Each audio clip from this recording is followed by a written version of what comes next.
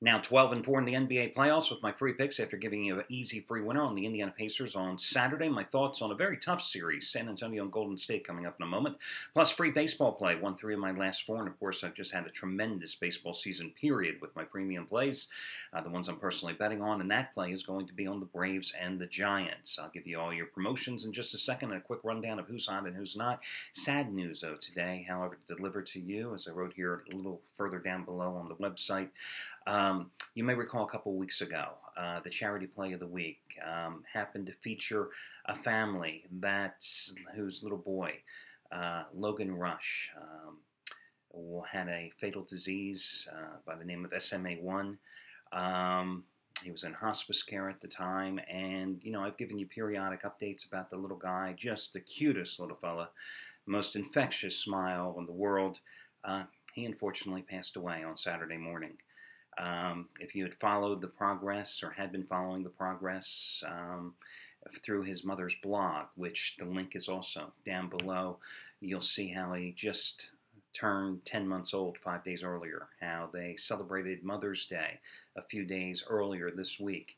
And then, of course, if you want to take a moment to read the heart-wrenching note and entry in his mother's blog about his passing yesterday morning. When I started the Charity Play of the Week program back in March of 2011, I told you then, and I'll tell you now, I've become personally invested in the stories and the plights of these different families and folks. There have been many uplifting stories. There have been many tragic stories along the way. There is no one more uplifting or one more sadder than another. They're all equal. But again, just this being Mother's Day, losing your 10-month-old son yesterday morning, just heartbreaking. So again, if you'd like to get an update, you can scroll down and look at the link. You can leave a comment as well on their page or send a sympathy card too. I know, once again, let me just thank you, those of you out there who have consistently made donations and made the Charity Play of the Week so successful. My thanks go out to you once more. Okay, and by the way, I hope you have a great Mother's Day as well if you're going out and celebrating with your family today. And if your mother happens to have been departed, I hope you have some very fond memories to recall on this day. Let's get to your promotions. The first promo today is going to enable you once again to save $35 off a single purchase. You pick the handicapper or the package. Save $35 off a single purchase by using coupon code 35 discount, 35 discount, 35 discount, 35 discount, no space between the number and the term, 35 discount. And hey guys, that's good on any handicapper's play, any handicapper's package. Could even go towards, you may notice today that Scott Delaney has his one and only guaranteed baseball game of the year selection. A game that he must win. Or tomorrow, you are going to get his 80-dime NBA winner number 5 in a row, which matches his second biggest play of the entire season from a guy who has made $10 bettors over $7,700 the past 5.5 months, nearly $4,000 in the past 3 months. It's even good toward the purchase of his play today. Now, your next coupon today is going to be the half-price play of the day, which did not win yesterday, as Brian Rosica was on the wrong side after consecutive 50-dime winners. So on Thursday and Friday, he was on the wrong side with his 100-dime winner number 9 out of 12 yesterday on the New York Knicks. But today, the half-price play of the day, going to use Steve Buden's Brooklyn College Boys crew. They improved to 2-0 in the postseason with a 100-dime winner number 2 in a row yesterday on the Memphis Grizzlies.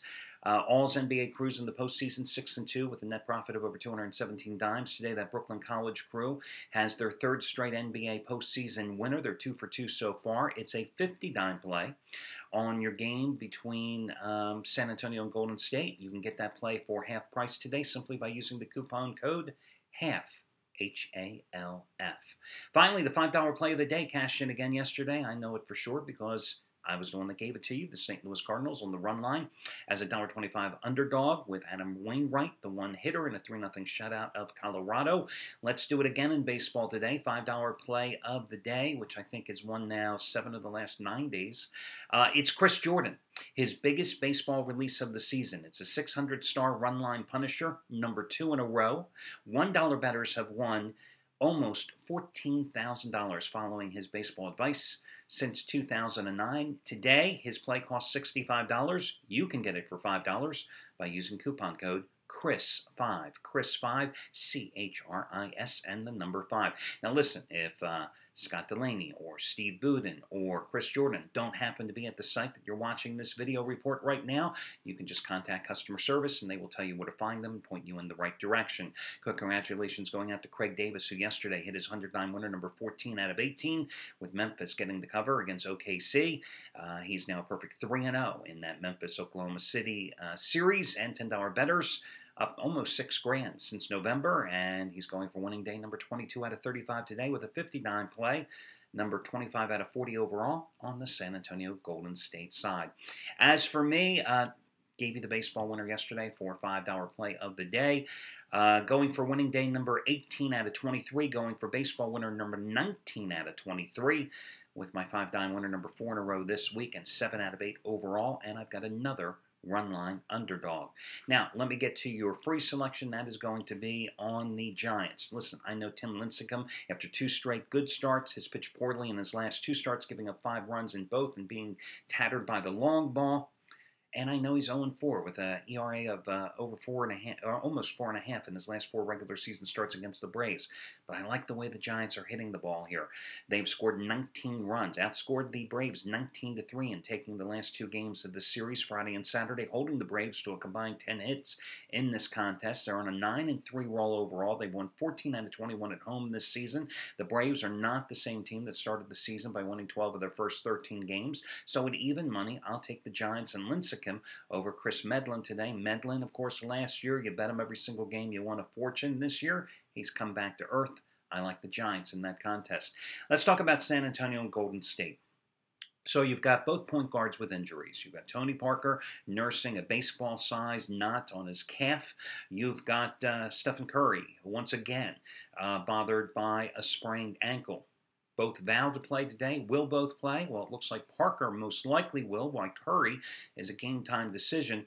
You know, the Spurs got a must-win on the road as the dog in game number 3. But what I found interesting in reviewing the box score of that game is that the Warriors had 16 offensive rebounds in that game.